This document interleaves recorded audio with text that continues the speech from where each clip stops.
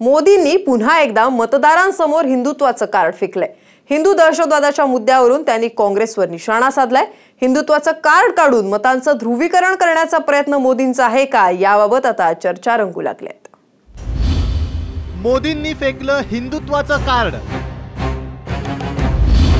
हिंदू दहशतवादावरनं काँग्रेसवर निशाणा। मतांचं ध्रुवीकरण करण्याचा मोदींचा प्रयत्न। देश के करोड़ों लोगों पर हिंदू आतंकवाद का दाग लगाने का प्रयास कांग्रेस ने ही किया है।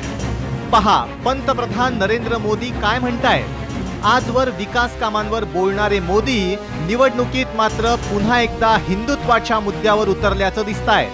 एकीकडे हिंदुत्वाच्या मुद्द्यावरनं काँग्रेसवर टीका करत असताना राहुल गांधींना हिंदूंवरच्या टीकेमुळेच पळ काढावा लागला असंही मोदींनी म्हटलंय। ये आतंकवादी हिंदू की सजा उनको मिल चुकी है और इसलिए भाग करके जहां मेजॉरिटी माइनॉरिटी में है वहां शरण लेने के लिए मजबूर हो गए। मोदींनी एकूण 33 मिनिटाच्या भाषणात काँग्रेस एनसीपी या विरोधकांवर टीका करण्यात 11 मिनिटं खर्च केली, तर चौकीदार बोलण्यात 3 मिनिटं, मिशन शक्तीवर 3 मिनिटं, शेतीवर 1 मिनिट, गरिबी दुष्काळावर 1 मिनिट, योजनांवर 2 मिनिटं, हिंदुत्वावर 4 मिनिटं, विकास कामांवर 2 मिनिटं, महाराष्ट्रावर 1 मिनिट आणि घोषणांवर 2 मिनिटं खर्च केली। तर मराठवाड्यामध्ये येताना प्रामुख्याने मुस्लिम विरुद्ध हिंदू असं मतांचं ध्रुवीकरण इथं होतंय। त्यामुळे मराठवाड्याच्या तोंडावर असतानाच त्यांनी परत एकदा हिंदुत्वाचा मुद्दा समोर आणलेला आहे। आणि भारतामध्ये विकासाच्या मुद्द्या इतकाच काही मतदार असे आहे की तो हिंदुत्वाच्या मुद्द्याला महत्त्व देतो आणि त्या पद्धतीनं मतदान करतोय।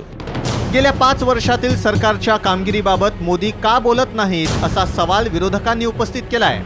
पहिली गोष्ट अशी की 5 वर्ष सत्तेत कोण आहे याचं उत्तर त्यांनी दिलं पाहिजे आणि 5 वर्षामध्ये तुम्ही काय केलं हे तुम्हाला सांगता येत नाही, हे तुमचं दुर्दैव आहे। ज्या गोष्टी तुम्ही 2013च्या भाषणामध्येच ऐकवल्या होत्या लोकांना, त्याच आता ऐकवण्यात काय हाशील आहे। हिंदू दहशतवादाच्या मुद्द्यावरनं हिंदू मतांचं ध्रुवीकरण करण्याची मोदींची ही खेळी असल्याचं मानलं जात आहे। त्यातनं आगामी काळात विकासाऐवजी हिंदुत्वाच्या मुद्द्यावरून निवडणुकीचा प्रचार फिरण्याची शक्यता व्यक्त होते।